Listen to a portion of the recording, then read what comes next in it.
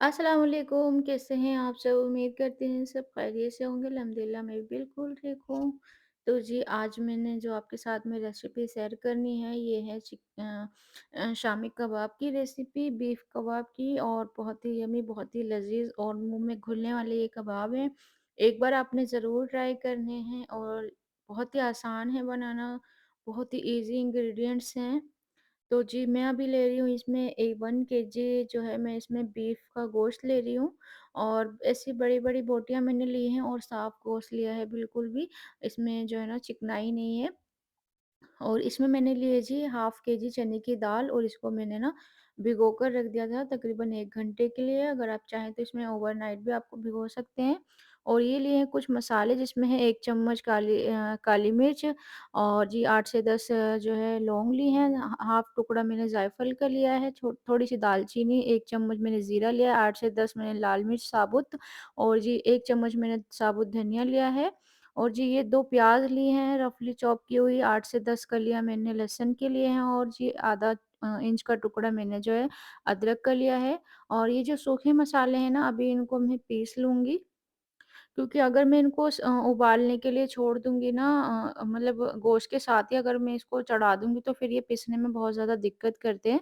तो इसलिए मैं इनको ना पहले ही पीस करके तो अब मैं इसको गोश्त में मिलाऊँगी और ये फिर जो है ना पीसने में बहुत ईज़ी रहेंगे, ज़्यादा आपको मेहनत नहीं करनी पड़ेगी।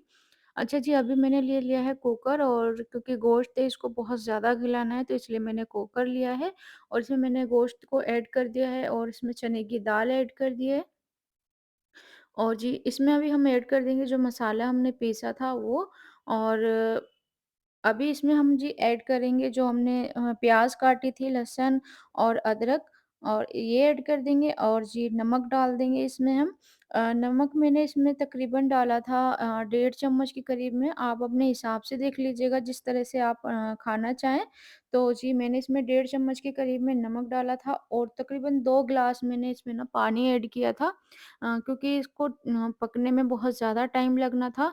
और बाकी हल्दी वग़ैरह मैंने नहीं डाली है, क्योंकि जो मुझे ना इसका गोश्त का जो कलर है ना वो एज़ इट इज़ चाहिए था, मुझे ऐसे पीले-पीले कबाब नहीं चाहिए थे।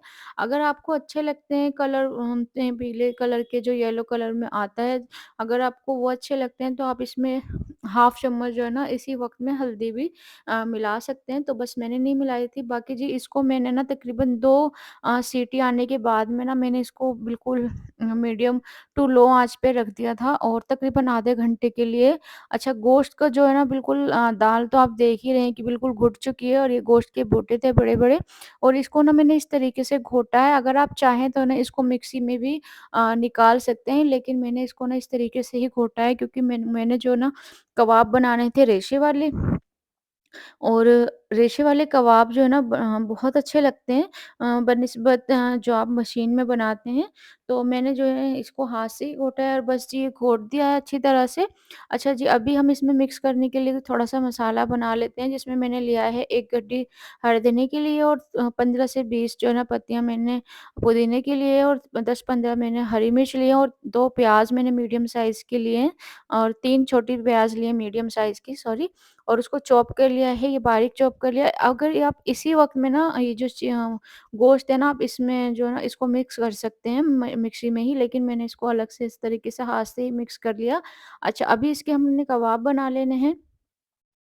और देखिए आप इस तरीके से आपकी जो ना आपको शुरू में लगेगा कि जो गोश्त है ना हमारा, जब हमने उबाला था वो थोड़ा ढीला हो गया था। लेकिन ये जब आप घोट देंगे ना इसको और सारी चीज़ें इसमें मिला देंगे, तो टाइम के साथ में जब ये ठंडा होगा ना, तो ये अपने आप ही जो है ना थोड़ा-सा जो है ना सख्त हो जाएगा और मतलब सेट हो जाएगा अच्छी तरह से। अच्छा, आपने इस तरह से इसकी पतली-पतली शामी बनाने हैं, ज़्यादा मोटे नहीं बनाने, क्योंकि ज़्यादा मोटे शामी ना फिर अच्छे नहीं लगते और जब आप इनको फ्राई करेंगे ना तो अंदर से अच्छे से पकेंगे भी नहीं। अच्छा, आप देखें, ये मैं आपको दिखा रही हूँ, जितनी पतली मेरी उँगली है ना उसी हिसाब से मैंने जो है ना ये शामी बनाए हैं। बस आपको इसकी जो इतनी मोटाई रखनी है, इससे ज़्यादा नहीं रखनी है। और बस जी, ये मैंने सारे शामी बना लिए हैं। अब इसको मैं थोड़ी देर के लिए ना फ्रिज में सेट होने के लिए रख दूँगी। अच्छा, इसी टाइम पे ना आप इसको फ्रीज़ कर सकते हैं, तकरीबन 1 से डेढ़ महीने के लिए आराम से फ्रीज़र में फ्रीज़ कर लें।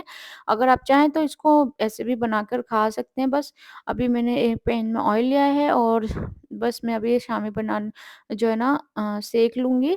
और इसको आपने ना ज़्यादा तेज़ आँच पे नहीं सेंकना है, क्योंकि जब हम इसको फ्रीज़र से निकालेंगे ना तो थोड़ा-सा इसमें जो है ना पानी भी रहता है, तो आपने ना ज़्यादा हल्की आँच और ना ज़्यादा तेज़ आपने इसमें इसको मीडियम आँच पर ही जो है ना सेंकना है। और बेटर यही रहेगा कि आप ना इसको थोड़ा-सा डिफ्रोस्ट कर लें, मतलब जब आपको बनाने हो ना तो 2-4 मिनट के लिए इसको बाहर निकाल के रख लें और तब आप इसको बनाएँ।